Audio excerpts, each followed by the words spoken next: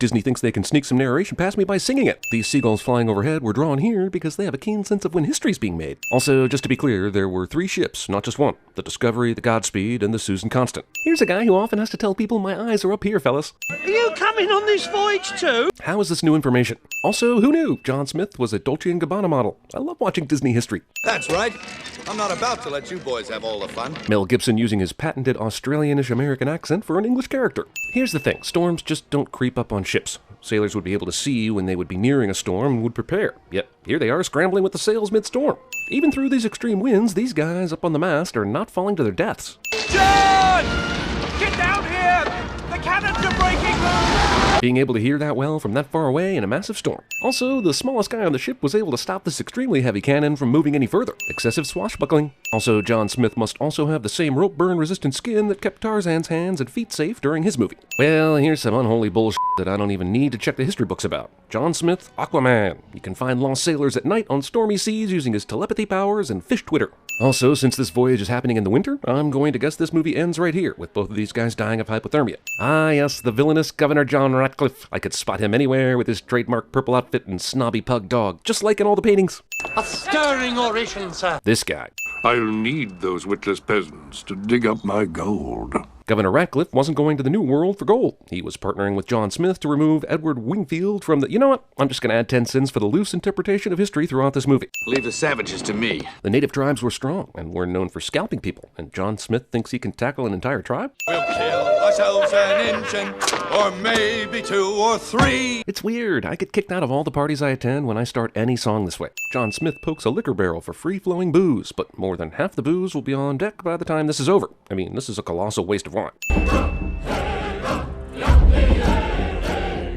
Roughly translated, these lyrics say, another glorious day without European settlers. Back in 1607, cornfields were populated by nothing but beautiful women. The only recognizable human moment in the entire film. This, everyone, is Pocahontas. She was a runway model who was highly adept at 20th century makeup. A leap that should put her in the cliff diving record books. No wonder she and Smith hit it off. They both have weird jumping powers. Also, this giant leap off a cliff gives surface tension the finger. The raccoon and hummingbird are dead, right? This is working for me?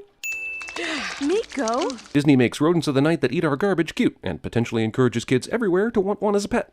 Come on, Flick. Pocahontas has amazing dead bird finding skills. That person's fist made a perfect bear paw print. This movie is anti-nipple for men, and anti-nose for the women. Now, I've been having a very strange dream. I think it's telling me something's about to happen. Something exciting. Or something as terrible as a bunch of white men coming, bringing war and disease. One of the two. I imagine that all this extra Flit and Miko slapstick was added after the first screening of the film because they realized how boring all this is.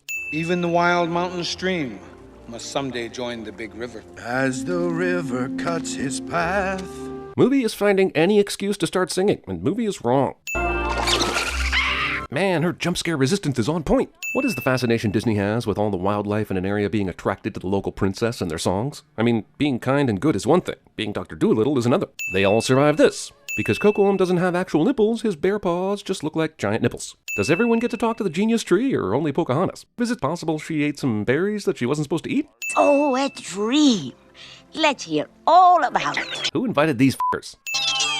Disney overload. This fog is threatened by this tree, even though the only part of it that can move is its face. Seems to me this spinning arrow is pointing you down your path. Grandmother Willow is full of and also carpenter ants. Your mother asked me the very same question. What did you tell her? To listen. Then she died. Listen with your heart. Well, that settles it, Dad. I talked to the willow down the river, and it sang to me to follow my heart, so I'm not marrying Kocoum based on deciduous tree advice. Fresh fruit and flowers on months-long sea voyage. King James sees the gold these peasants unearth. Success will be mine at last. This line reading killed 5 animators. I've never seen anything like it. They have coastlines and forests in England, Thomas. You gotta get out of London more. We didn't come all this way just to look at it. We came all this way to f*** it up. Funny that Disney decided not to talk about how John Smith was charged with mutiny on this trip. But hey, they need this guy to kill savages, so I guess he was given a pass. What are you doing up there? Getting a better look. Disappearing gun. And that's the story of how Pocahontas thought John Smith had a hot butt. I can forgive John Smith for not wondering why this nocturnal animal is running around in the daytime, because they aren't native to England, but I'm definitely wondering it.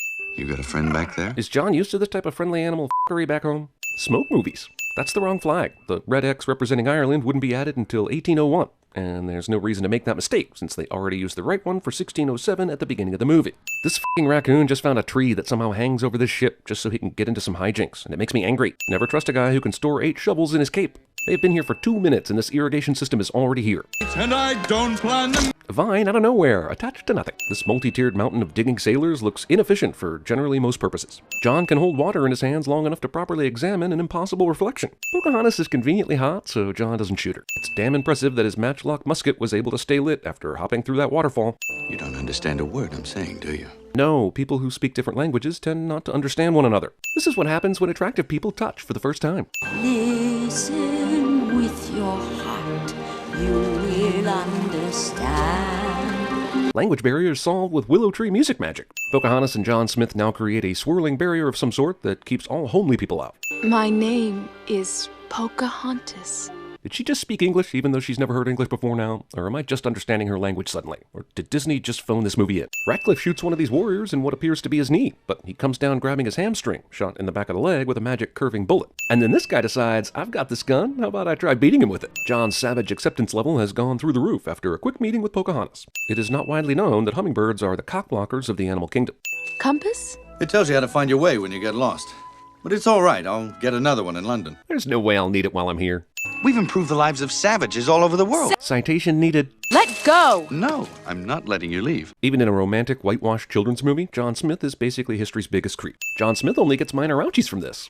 You think I'm an ignorant savage? You know you done f***ed up when someone sings their argument to you. Mama Bear doesn't repeatedly maul Pocahontas for stealing one of her cubs to show to a white dude she definitely hasn't vetted. Or ask the grinning bobcat why he grinned. And that was the birth of the Cheshire Cat. Can you paint with all the colors of the wind? That sounds nice, but it's complete nonsense. We are all connected to each other. At least Circle of Life admitted that animals get eaten. Neither of their arms are severely gashed by these large birds of prey's talons. Are we sure Pocahontas didn't feed Smith any mushrooms before this musical number? Because that would explain a lot. Movie thinks it can just throw Pride Rock into itself and it will be as good as Lion King. Jeez, this song started off with Pocahontas saying, "You're an awful person," but by the end of it, they're almost kissing. This is sending me mixed messages that will destroy my college years. Please, don't leave. I'm sorry. Huh, usually my blonde hair, blue eye trick works in these situations. We shot ourselves an Indian, or maybe 2 or 3. John bristles from that song now because he knows Indians have the capability of being attractive. Doggy Bone Carousel. What am I overlooking? Well, Virginia's not on that map, for one. It's the gold. They have it, and they don't want us to take it from them. Why would the governor think that the savages have any interest in gold? Moose in coastal Virginia. Geez, that's the heaviest biscuit ever made. And if so, Flit is dead. And to think we came all this way just to dig it up for gold. Gold? Pocahontas is unsure what gold is, despite knowing fluent English and all its nuances through tree sorcery. What was that? I'm fairly certain now that this movie is just a giant John Smith drug trip. It's amazing that John gets to experience all the wonders of the New World just because he befriended Pocahontas and is less terrible than all the other people he came with. My bark is worse than my bite. Hey, owls, that's my job. He has a good soul. Apparently, an epic Burning Man experience with a hot girl cancels out a lifetime of murdering natives in the name of adventure. Smith, where are you, mate? These two guys quickly happen upon Smith even though he is deep in the forest. I want to see him again. Who wouldn't?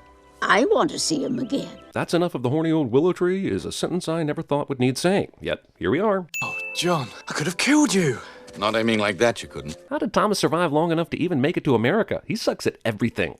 But this is their land. Said no colonist ever. What is it? They had corn in England during this time, right? Pocahontas, please. You're my best friend. I don't want you to get hurt. This is why Disney heroes usually only have animal friends. Smart humans will try to talk you out of whatever dangerous hero shit you're about to engage in. What about them? So small at first. Then look how they grow. You see, water ripples are a lot like telling your racist friends not to attack a group of people who aren't like them. So there. The guy who's in love with John Smith and the guy who's in love with Pocahontas just happen to stumble on them making out at the same time. Ratcliffe throws a whole bunch of guns to his men and they all miraculously catch one. Man-made smoke that looks like clouds clash into each other and create lightning. Good of the tribe to leave an easy path for Pocahontas so she can block this execution. The story of Pocahontas saving Smith from execution came from John Smith himself. John Smith also had a story about being bought as a slave and his master sent him as a present to his favorite Greek mistress. Smith said that the mistress fell in love with him. So let's just say we've got an unreliable narrator at best. Looks like John Smith's boner is caught between a rock and a hard place. I love him, Father. We sang and danced for a couple days. That's the longest relationship I've ever been in. Invisible bullet. And that's how the local native tribes were forced to give all their food to the inept settlement. The end. What pain? I've had worse pain than this. I heard that even in a cartoon, Mel Gibson needed to suffer in the movie some way, or else he wouldn't have done this.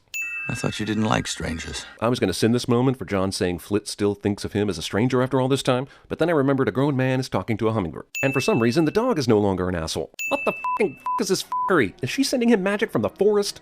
I'll always love you. Now here's some leaves. And nothing bad happened between Native Americans and colonists ever again.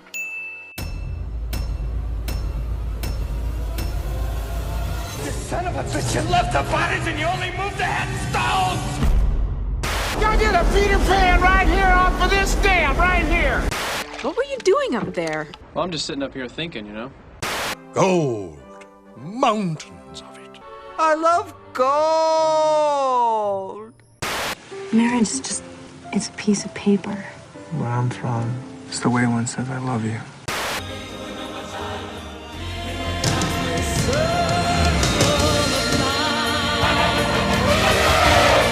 I've got gadgets and gizmos aplenty. Robert Frost said, 2 roads diverged in the wood, and I took the one less traveled by. And that has made all the difference. If you listen, they will guide you. If you build it, he will come. You think you own whatever land you land on. Nigger, you can't claim us. We live here. 500 million of us. Do you have a flag? Is that what you call a proposal? I love you. Always have. I want to marry you. Ow! Sir, close that at once. Do you mind? Suppose I asked you to marry me, what would you say? Why do you shrink from me? Won't you say yes? This isn't what I expected.